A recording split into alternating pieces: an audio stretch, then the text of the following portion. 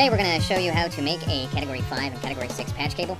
I've found in my travels that nobody knows how to make this. Even big network administrators who, make more money than me, and they run my network, and they're like, hey, I need a patch cable. Do you know how to make it? No, I don't. Here, let me get a diagram. I learned how to make this when I was 14. You should know how to make these. They're simple. They're easy. We're going to need a Category 5E or Cat 5E patch cable, so we're going to have a length of cable that we selected. We've got one about 10 feet right here. And we're going to need two modular plugs, RJ45. We also have our Cat 6, which we also have about 10 feet of cable here, and we have a Category 6 modular plug. Also, you're going to need an RJ45 crimping tool. These things you can pick up at your local hardware store, Home Depot, Lowe's, that kind of thing. You can find them online. They're relatively inexpensive, and you can use these to make hundreds of cables. This one's 300 years old. People will always ask you what's the difference between Cat 5e and Cat 6. And first and foremost, Cat 6 is a bigger cable. It is a higher standard of cable. It is able to shoot gigabit networks down with a lot less crosstalk, which is the noise that is made with the electricity running over the wires talking to each other, and it slows down your network if you got too much crosstalk. So Cat 5e will be good for gigabit. Cat 6 is just better for gigabit networks. If you find Cat 5 cable, which does not have the E, it will not work for gigabit networks at all. Just don't try it. It's not cool. You'll be like, why is my network so slow? It's because you're not using good enough cable. Also, if you're doing this out of your home, Cat 6 is expensive by comparison to Cat 5e. We're talking like 30 cents a foot versus Cat 5e, which is probably like 15, 16. I haven't looked at the prices recently, but it's expensive to get Cat 6. So unless you really need the higher standard cable, get Cat 5e, it'll do just fine. So we want to scar the cable sheath so we can break away the sheath and expose our conductors on the inside. So we're going to use it just very gentle. We're going to scar the cable sheath with the cable wire, or with the cutter there.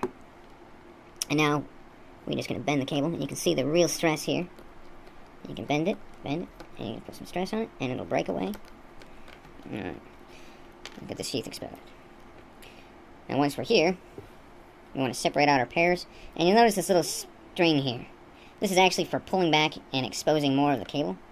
So you pull this back down this way, and it'll just cut the cable down. I'm not going to do it because I don't need any more than this. But you can just very carefully clip that string away. Here I've untwisted all of our conductors into our different color codes. So we've got our orange pair, our brown pair, a green pair, and the blue pair. We want them to be in this order I'm going to give you right now. It's going to be white with the orange stripe, orange. And then it's going to be white with the green stripe, solid blue, white with the blue stripe, solid green, white with the brown stripe, solid brown.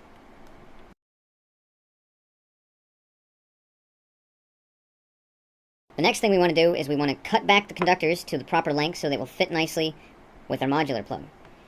There's a crimp on the inside of the plug that will be pushed down when you crimp it with the crimping tool. It's a lot of crimping. You want the sheath to be extended past this little space here, so it will get crimped down and it will hold your cable in place. Okay, so these conductors have to come all the way up to the end of the mod plug, and we want this blue sheath to extend past the crimping space that's right here. So we're going to measure about where we want it, and we figure this length is good. And we want to cut, but we don't want to cut at an angle, we want to cut as straight across as possible. That's why we use these wire cutters. They explode everywhere. Now you can see a little bit of deviations, but it's going to be okay because it'll flush up in the end of the conductor. Next, we're going to very carefully, and you want to, at this point, just double check your wires, make sure that they're again in the correct order. That's white, orange, orange, white, green, blue, green, white, brown, brown. And you're going to be very careful. You want to set them inside, and I don't know if you can see it, the wires are actually being separated out inside the plug along little tracks, and they'll go all the way. Push it as far up as you can. Give it a little push. The sleeve will go up further. That's probably a good thing. You can check the end, and you'll see the copper conductors right along the end. That'll be nice and shiny. Okay, so now we're going to go ahead and crimp the cable down. You want to make sure that you don't wiggle this too much once it's in place. And you're going to slot the mod plug into the RJ45 connector on the crimping tool. Again, check the other side of the cable. Make sure you see all the copper conductors. And I usually do this 2 or 3 times. You'll see here with this push down onto the cable. It's a nice solid connection.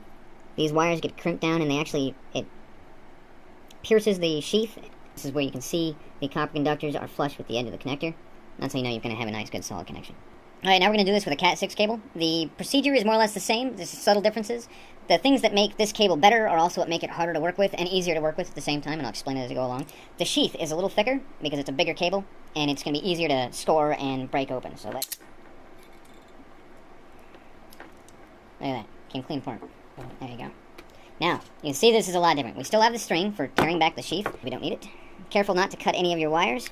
Now, Cat6 cable has got a larger conductor. This is a 22 gauge wire, where the Cat5e is a 24 gauge wire. Which means that this, for all of you Europeans, this is bigger. Just a little bit, but it's bigger. This piece is just a big glop of insulation. It separates out all of the wires and runs the entire length of the cable. So each pair, as you can see the twist here, each pair is separate down the length of the cable. And they do this to, again, eliminate crosstalk, which is the noise that is generated, the electromagnetic noise that is generated by these wires with electricity flowing through them does not crosstalk over to here. Or it does, but it's minimal. Very carefully, we want to just remove this bit of insulation because it just makes our lives a living hell. If you clip any of the wires and you can see an exposed piece of copper, cut your cable and start again, because that exposed wire will actually create more noise coming out of the conductor, or it will release more noise coming out of the conductor, and it degrades the cable, so it makes it so your speeds won't be as high as you want them to be. Also, I'd like to point out that these wires are more finely twisted together. There's more twists per cable and per conductor per pair than with the Cat5e, and that's, again, because of eliminating more crosstalk. So the order of operation here is white, orange, orange, white, green, blue, and it's going to be a real pain in the ass getting this wrapped around properly, but we're going to put it over there. I'm going to do white, blue, and then it's going to be green, it's going to be white, brown, and brown. And we want to flatten these out as much as possible, which is what I'm doing here. I just kind of wiggle them around until they just flatten out. Again, we want to measure the length of what we're looking at. But then I'm going to introduce this little piece, and I'm going to confuse you all. This slides into the middle of this, and it's just another piece of insulation that protects from crosstalk. So we want to cut this a little higher out, and we want to put these into this connector. And they will find their way right to where they need to be. If I can get them all in there. Just wiggle it around a little bit. This piece and the finished product will end in the conductor, or the modular plug, right about there. So we want this as far down as we can, because we want this piece to crimp the sheath. So what I usually do is I measure out where I want this. I put our little pieces all the way to where we want it, to measure the length. Because that's where the end is going to be. We use our trusty wire cutter and clip right along the edge, and I'm holding this piece in place with my thumb and my forefinger. And we're going to clip off the rest of those. So now it's right flush with that, and that's what it's going to look like. Alright, we're going to go ahead and put this into the mod plug. You can see it's a little uneven, but that's okay, because once we get it in here and get it slotted into place, all these pieces, push it all the way in. You want to make sure that, again, you see all the copper conductors along the edge. Here, we're going to, again, push this all the way in, double check the ends here, crimp it all the way down, give it a nice good squeeze, do it twice just to be sure, and there's your cable. Okay, you can see that it's crimped down on the sheath, everything is in place, the spacer is inside, everything is in place, looks great. Thank you very much for watching this video. I hope you found it helpful. For all you students out there, show this to your teachers. For all you teachers out there showing this to your students, hello, thank you very much, I appreciate it.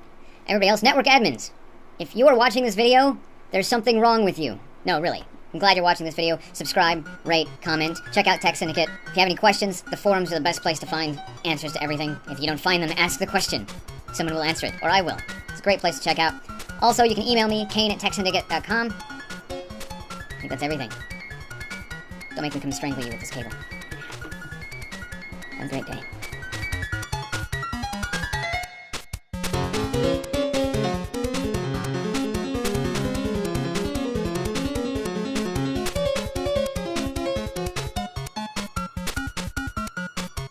Would you like to date a guy who makes network cables? I didn't talk blooper reel. Hi. Thank you very much for watching this video. If you found this helpful, please rate, subscribe. Please rate, comment. Hello, students. Check out Ted Syndicate.